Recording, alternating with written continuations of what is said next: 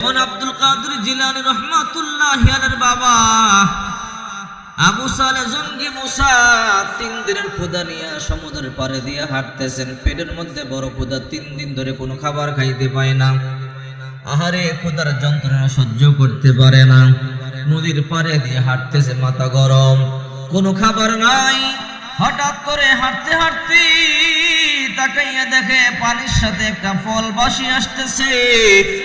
আব্দুল কাদের জিলানী রহমাতুল্লাহি আলাইহির বাবা আবু সালেহ জঙ্গি মুসা মনে মনে চিন্তা করলেন, 3 দিন ধরে আমার কোনো খাবার পাই না, যাক একটা সুন্দর ফল পাইলাম, ফলটা একটু খাইয়ে ক্ষুধা নিবারণ করব। নদী থেকে ফলটা লইয়া মুখের মধ্যে দিয়া ফলটা খাইলেন। খাওয়ার পরে পেট ঠান্ডা হলো, মাথা ঠান্ডা। এইবার মনে মনে চিন্তা করে, কামনা করলাম কি, আমি যে ফল খাইলাম মালিকের অনুমতি ছাড়া আল্লাহর দরবারে আমি কেমনে মুখ দেখাবো? চিন্তা করে দেখেন, নদী থেকে ফল কুড়াইয়া খাইছে, মালিককে জানে না, ঠিক কিনা বলেন? অথচ এই ফলটা পানির মধ্যে এমনি পচিয়া যাইতো, নষ্ট হয়ে যেত। এই ফলটা খাওয়ার পরও মনে মনে চিন্তা করে, কাজটা করলাম কি, কার গাছের ফল খাইলাম, আমি কেমনে আল্লাহর দরবারে মাপ পাবো? 3 দিনের ক্ষুধা লইয়া সমুদ্রের পাড়ে দৌড়ায়। আহারে, আমি যে ফল খাইলাম, কার গাছের ফল খাইলাম, এই গাছের মালিককে, তার কাছ থেকে আমার মাপ নিতে হবে। আব্দুল কাদের জিলানী রহমাতুল্লাহি আলাইহির বাবা আবু সালেহ জঙ্গি মুসা হাঁটি হাঁটি পা পা করে সামন দিকে যাইতেছে। বাতাসের উজান দিকে যায়, কারণ ওই দিক থেকে ফলটা বাসি আসছে। আমি যদি সামনে যাই নিশ্চয়ই আমি ওই ফল গাছটা পাইয়া যাব, আর ওই মালিকের কাছ থেকে আমি মাপ নিয়ে নিব। আব্দুল কাদের জিলানী রহমাতুল্লাহি আলাইহির বাবা আবু সালেহ জঙ্গি মুসা হাঁটি হাঁটি পা পা করে সামনে যায়। যেতে যেতে বহু দূর চলে গেল। হঠাৎ করে তাকিয়ে দেখে নদীর পারে একটা এই ফলের গাছ দেখা যায়। এই গাছের মধ্যে অনেকগুলো ফল ধরে রইছে, অনেকগুলো ফল পাকিয়া রইছে। বুঝতে বাকি না এই গাছের ফল আমি খাইছি, এই গাছ থেকে ফল পড়ে গেছে, ওই ফল বাসিয়া বাসিয়া বহু দূরে চলে গেছে। এই ফল আমি খাইছি, এই গাছের মালিককে আমার তালাশ করতে হবে, এই গাছের মালিক থেকে মাপ নিতে হবে। আল্লাহু আকবার বলে। আব্দুল কাদের জিলানী রহমাতুল্লাহি আলাইহির বাবা আবু সালেহ জঙ্গি মুসা হাঁটি হাঁটি পা পা করে গাছের কাছে গেলেন। গিয়ে বললেন, তোমরা কারা গো? এই গাছটা কার? এক লোক বলল, এই গাছের মালিক আমি। বলল, তাই নাকি? বলে, হ্যাঁ, আমি একটা ভুল করে ফেলেছি। কি ভুল করেছো? এই গাছের একটা ফল বাসতে বাসতে বহু দূরে চলে গেল।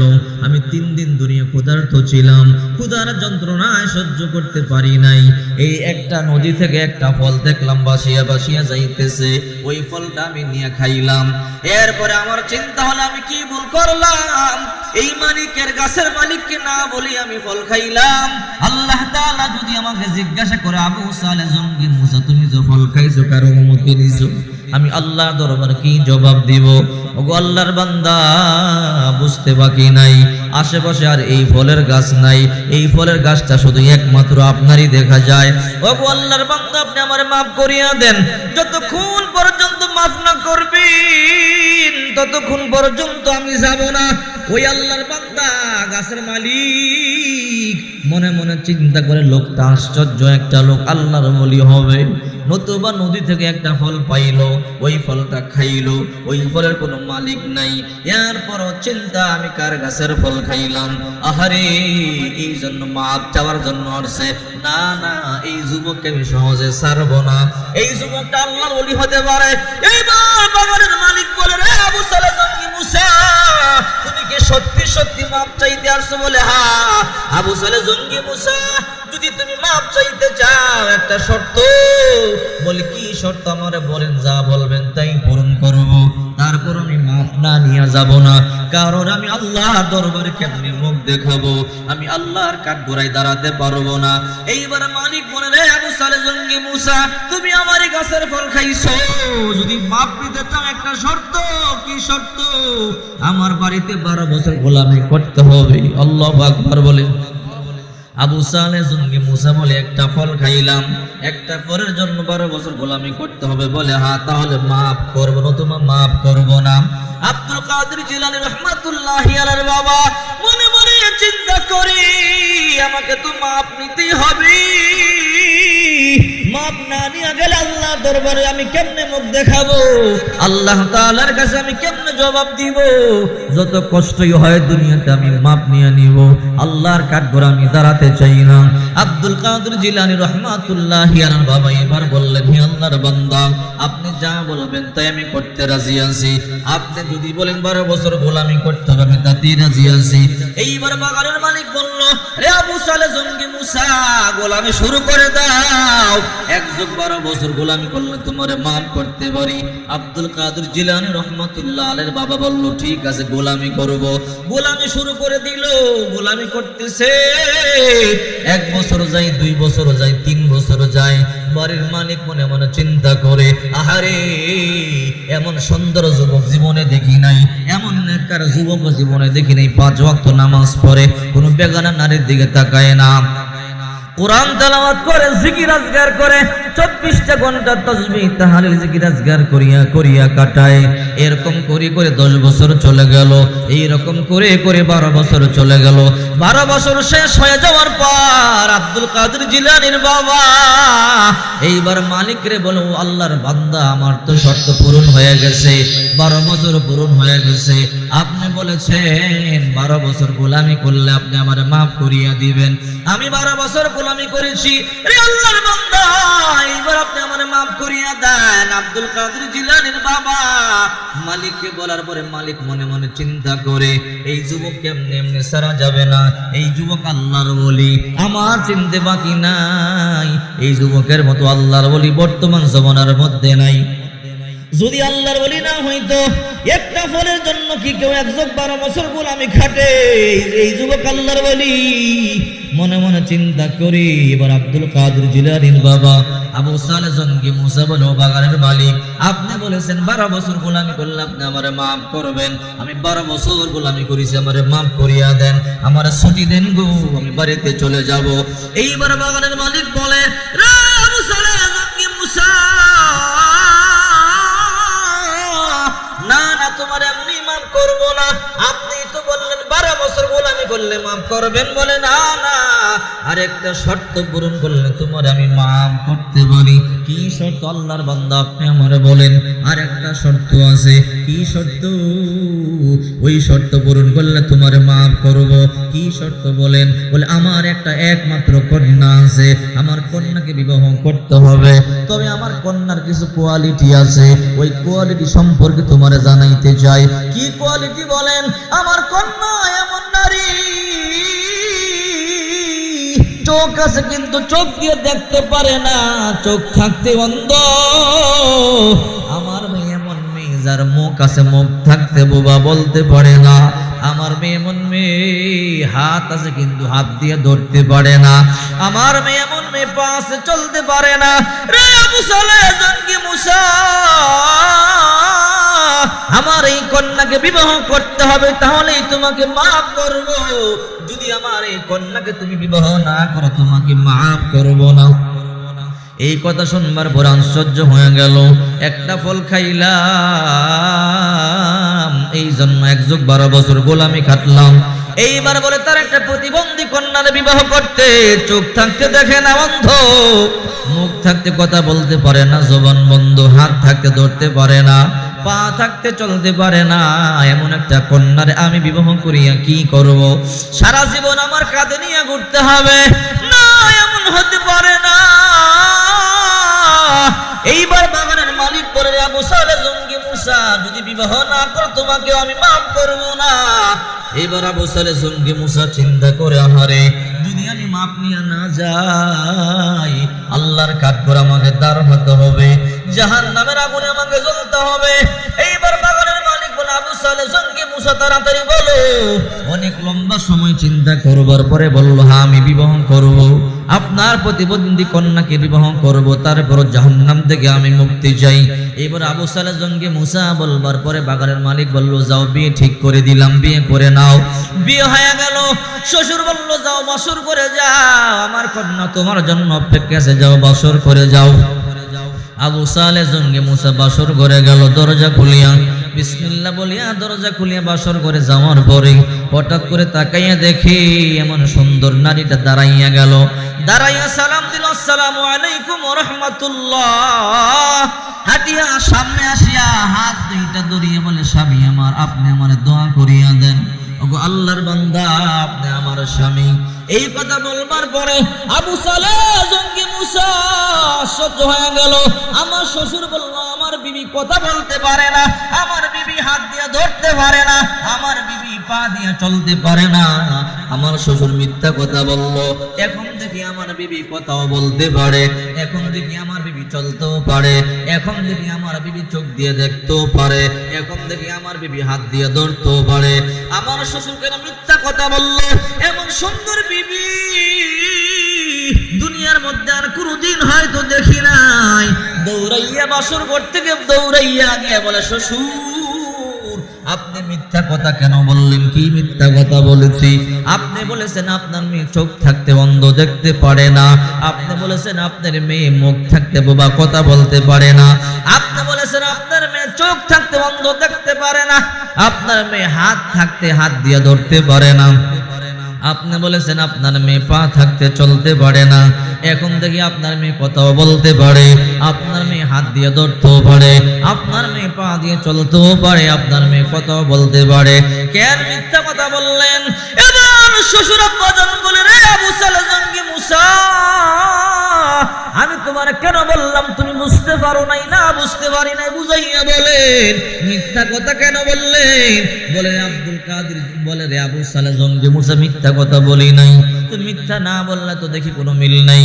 বলে কি জন্য বললাম, শুনতে চাও নাকি? বলে হ্যাঁ শুনতে চাই।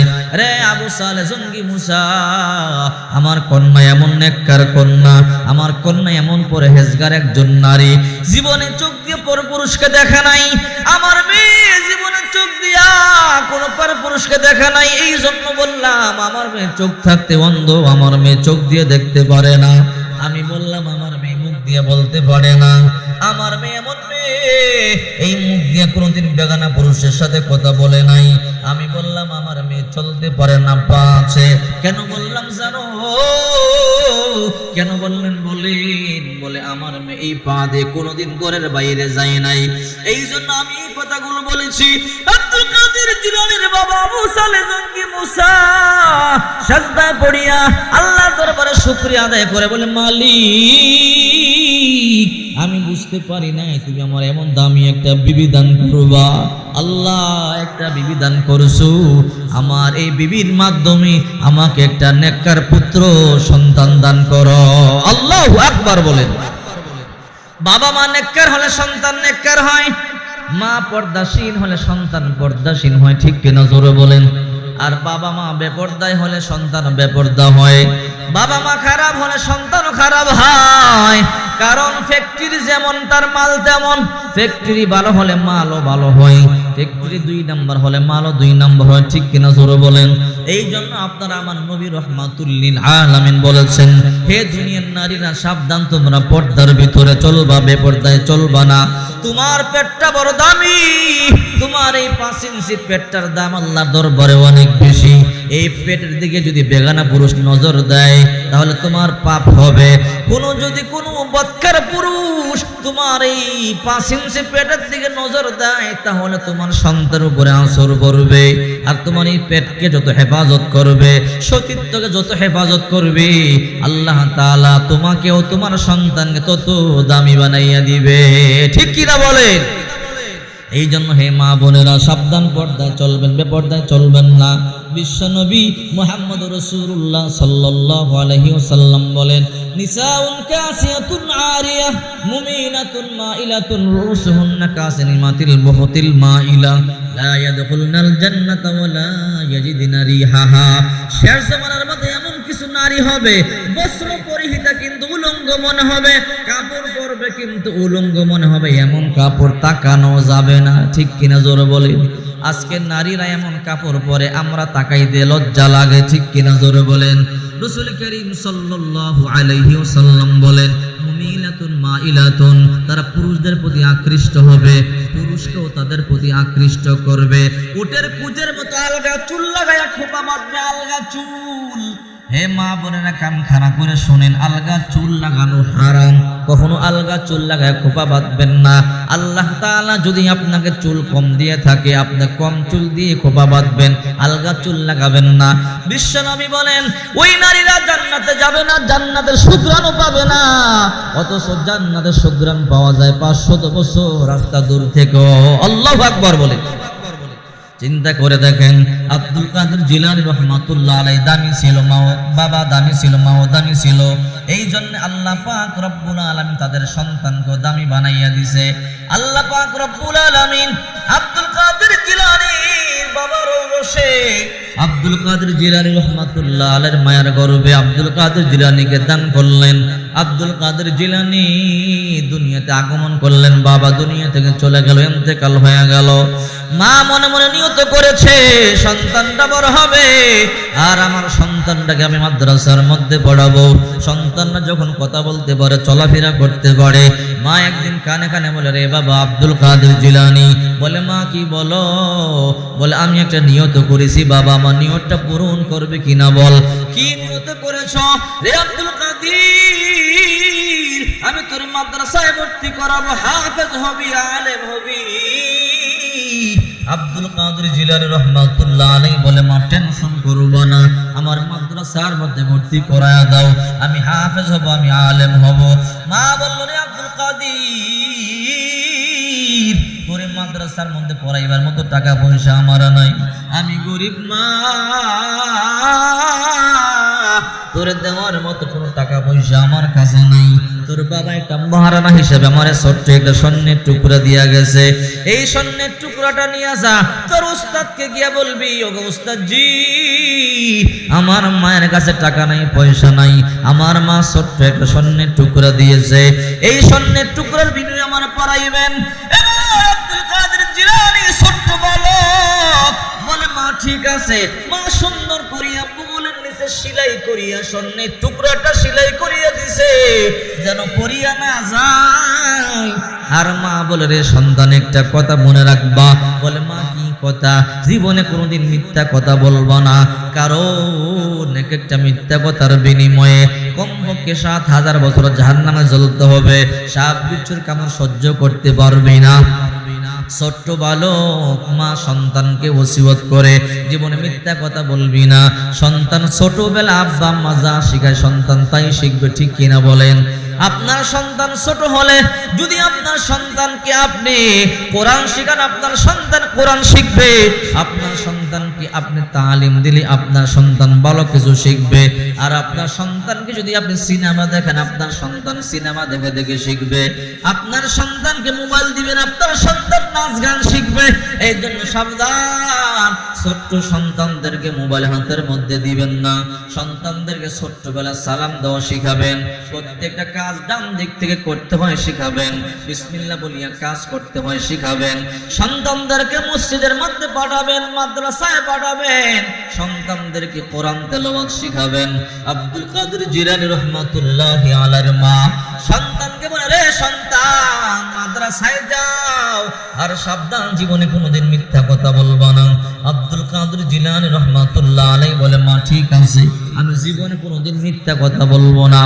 মা সন্তানকে গাটুরি দিয়া বলল, রে বাবা যা, আমি মা তোরে কিছু দামি কিছু দিতে পারলাম না, কিছু পুরাতন কাপড় আর কিছু গুড় আর কিছু সিডা দিয়া দিলাম, আর কিছু পানি। সন্তান ক্ষুধা লাগলে রাস্তার মধ্যে খাইবা। আব্দুল কাদের জিলানী ছোট্ট বালক হাঁটি হাঁটি পা পা করিয়া করিয়া মাদ্রাসার দিকে যায়। যেতে যেতে পথের মধ্যে লম্বা সময় হয়ে গেল। সন্ধ্যা ঘনিয়ে আসলো।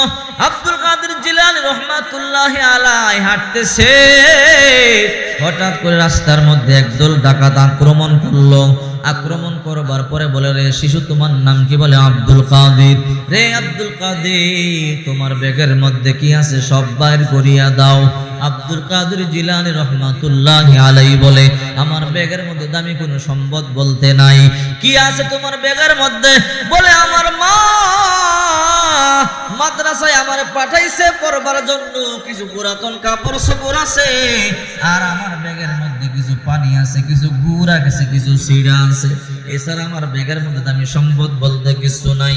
ডাকাতের লিডার বলে, আমরা বিশ্বাস করি না, তোমার ব্যাগটা আমরা খুলবো, দেখবো। আব্দুল কাদের জিলানী রহমাতুল্লাহ আলাইহি বলল, ঠিক আছে, ব্যাগ খোলেন। ব্যাগটা খুললো। খুলবার পরে তাকিয়ে দেখে ব্যাগের মধ্যে কিছু পুরাতন কাপড়, আর ব্যাগের মধ্যে কিছু গুড় আর সিরা দেখা যায়, আর কিছু পানি দেখা যায়। ডাকাতের দল বলল, রে আব্দুল কাদের, যাও মাদ্রাসার মধ্যে চলিয়া যাও। আব্দুল কাদের জিলানী রহমাতুল্লাহ আলাইহি ব্যাগ গুছাইয়া চলিয়া যায়। হঠাৎ করে একটু দূরে যাওয়ার পরে হঠাৎ করে মনে পড়ে গেল, মায়েরা বলছে জীবনে কোনোদিন মিথ্যা কথা বলবি না। ডাকাত যখন আমাকে জিজ্ঞাসা করলো, তোমার সাথে কোনো দামি সম্পদ থাকলে বের করো।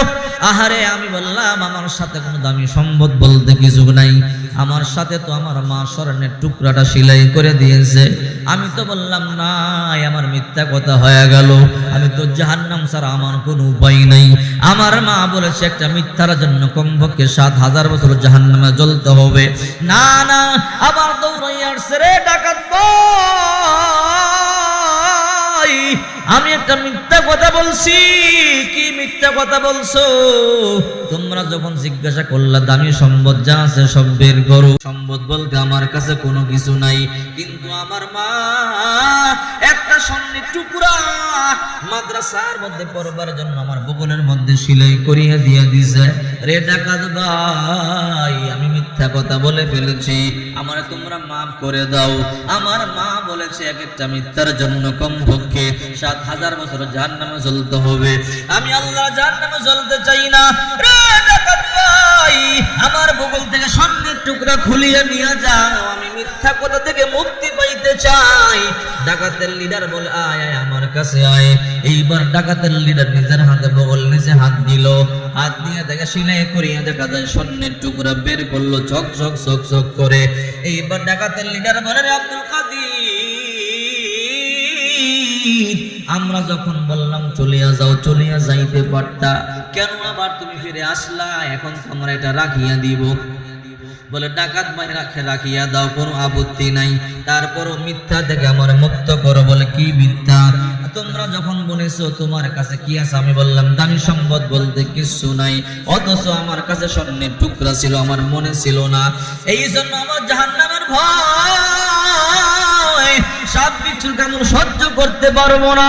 এক একটা জাহান্নামের কবরে কমপক্ষে 70 থেকে 99টা সাপ, এক একটা সাপ পালাক্রমে ধ্বংস করবে। ওই সাপ একবার কামড় দিয়ে মাটির নিচে আঘাত করবে, 70 গজ মাটির নিচে চলিয়া যাবে, আবার টান দিয়ে উঠাইয়া আকাশের দিকে মারবে, 70 গজ আকাশের দিকে চলিয়া যাবে। আল্লাহ হাবিব বিশ্বনবী মুহাম্মদুর রাসূলুল্লাহ সাল্লাল্লাহু আলাইহি ওয়াসাল্লাম বলেন, ওই সাপ যদি দুনিয়ার মধ্যে একটু নিঃশ্বাস ফেলতো, অথবা দুনিয়ার মধ্যে একটু মুখের লালা ফেলতো, গোটা দুনিয়া বিষাক্ত হয়ে যেত, একটা উদ্ভিদ দুনিয়ার মধ্যে জন্ম নিত না। অথচ ওই সাপ জাহান্নামীকে পালাক্রমে ধ্বংস করবে। এক একটা জাহান্নামীর কবরে কমপক্ষে 70 থেকে 99টা সাপ থাকবে। এই কথা শুনবার পরে ওই ডাকাতের নিডার চোখের পানি গুলো সারিয়া সারিয়া কান্দে, হায় রে আব্দুল কাদের, বিপদের মধ্যে পড়ে একটা মিথ্যা কথা বলেছো, এই জন্য জাহান্নামকে এত ভয় পাইতেছো। আর আমরা জীবনে কত মিথ্যা কথা বললাম, কত মানুষকে হত্যা করলাম, কত মানুষের মাল লুণ্ঠন করি আমরা নিয়ে গেলাম, আমাদের তো জাহান্নাম ছাড়া কোনো উপায় নাই। চোখের পানিগুলো সারিয়া কান্না শুরু করে দিল।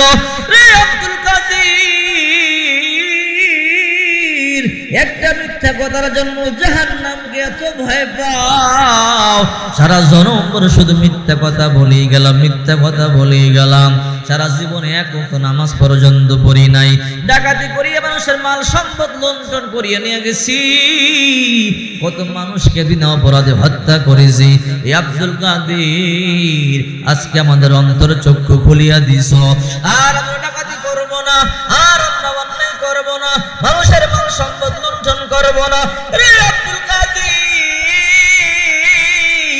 আমরা তোমার কাছে বায়াত গ্রহণ করতে চাই, আমাদেরকে তুমি তওবা করাও, প্রকৃত মুসলমান বানাও, আমাদেরকে তোমার মুরিদ বানাও, জীবনে আর গুনাহ আমরা করব না। আল্লাহু আকবার বলেন।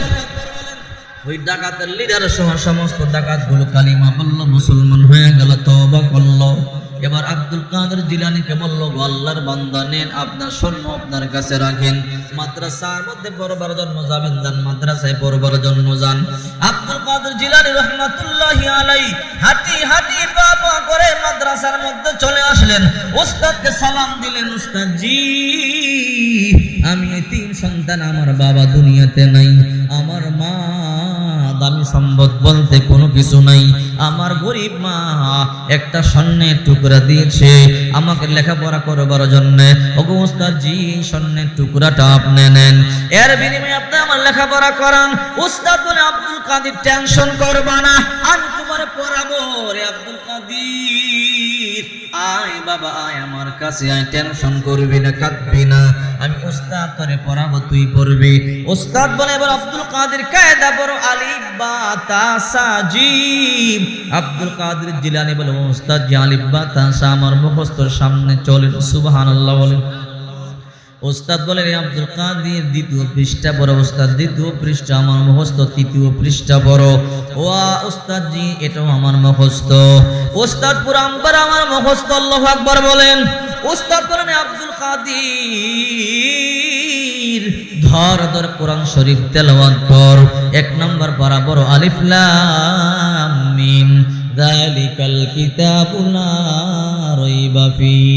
আব্দুল কাদের জিলানী রাহমাতুল্লাহ আলাইহি ছোট্ট বালক বলে, ওস্তাদ জি এই 1 নম্বর পারা আমার মুখস্থ, সামনে চলেন। ওস্তাদ বলে, আব্দুল কাদের 2 নম্বর পারা পড়ো। সায়াকুলু সুফাহাউ মিনান নাসি মা ওয়াল্লাহুম আন কিবলাতিহিম আল্লাতী কানু আলাইহা। ওস্তাদ জি 2 নম্বর পারা আমার মুখস্থ, সামনে চলেন। ওস্তাদ বলে, আব্দুল কাদের 3 নম্বর পারা পড়ো। তিলকা রুসুল ফাদ্দালনা বা'দুহুম আলা বা'দ। ও ওস্তাদ জি 3 নম্বর পারা আমার মুখস্থ, সামনে চলেন।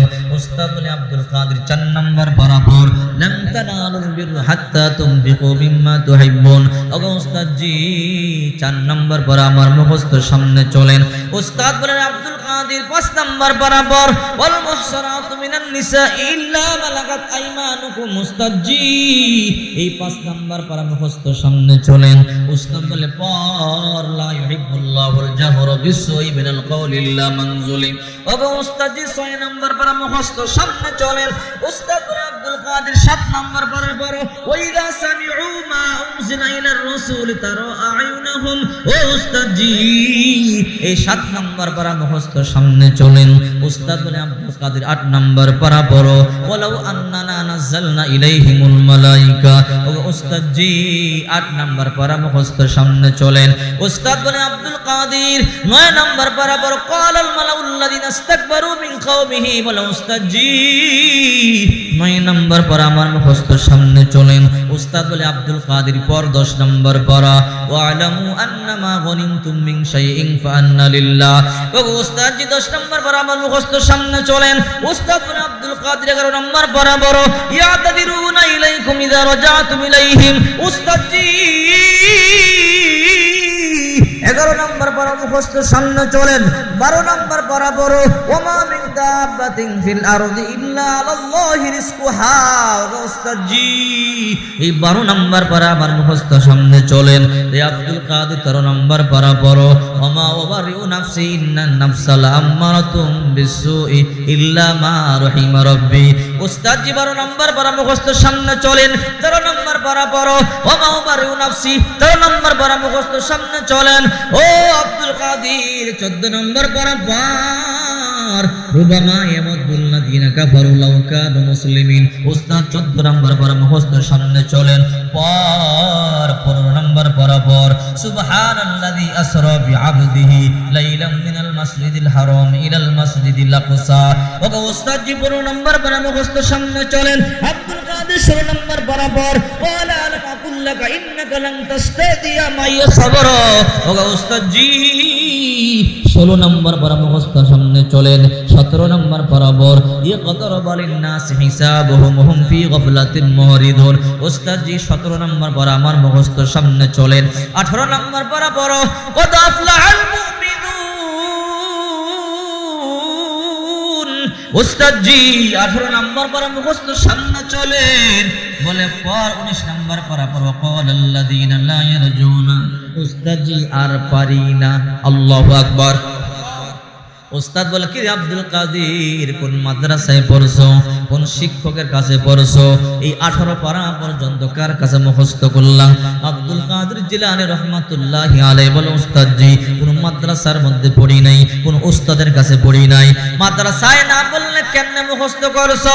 ও ওস্তাদ জি এটা আমার গোপন খবর। ওস্তাদ বলে বল কেমনে মুখস্থ করলি? উস্তাদ নাসুর বান্দা শুনতেই হবে কেমনে মুখস্থ করছো? আব্দুল কাদের জিলানী রাহমাতুল্লাহ আলাইহি বলে উস্তাদ না বললে কি হয় না, এটা আমার গোপন খবর, আমার মা জানে আর আমি জানি। উস্তাদ বলে না রে আব্দুল কাদের বল, আমি তোর উস্তাদ, আমার কাছে বল। এবার আব্দুল কাদের জিলানী রাহমাতুল্লাহ আলাইহি ছোট্ট বালক বলে উস্তাদ আমি যখন আমার মায়ের গর্ভে ছিলাম আমার মা সব সময় ওযু অবস্থায় থাকতো, সব সময় আমার মা জিকির আজগার করত, আমার মা কোরআন তেলাওয়াত করত, আর আমি শুনিয়া পেটের ভিতরে থাকিয়ে তাকে মুখস্থ করে ফেলতাম। আমার মা যখন 1 নম্বর পারা তেলাওয়াত করলো 1 নম্বর পারা মুখস্থ করে ফেললাম। আমার মা 2 নম্বর পারা তেলাওয়াত করলো 2 নম্বর পারা মুখস্থ করে ফেললাম। এমন করে করে আমার মা 18 পারা পর্যন্ত তেলাওয়াত করেছে, আমিও 18 পারা পর্যন্ত মুখস্থ করে ফেলেছি। এরপর আমার অসুস্থ হয়ে যায় আর তেলাওয়াত করতে পারে নাই। ওকে উস্তাদ আল্লাহর কসম যদি আমার মা পুরা 30 পারা তেলাওয়াত করত আমি আমার মায়ের গর্ভে থাইকা গোটা 30 পারাই মুখস্থ করে ফেলতাম। চিন্তা করে দেখেন। এই জন্য বলি সাবধান হে মা বোনেরা, পর্দায় চলবেন। যদি আপনি পর্দায় চলেন ও মা বোনেরা স্বামীর খেদমত করবেন, পর্দায় চলবেন, 5 ওয়াক্ত নামাজ পড়বেন। বিশ্বনবী মুহাম্মদ সাল্লাল্লাহু আলাইহি ওয়াসাল্লাম বলেন কোন নারী 4টা কাজ যদি করে, মাত্র 4টা কাজ, জান্নাতের যে দরজা দিয়া খুশি ওই দরজা দিয়া জান্নাতে ঢুকে যাবে।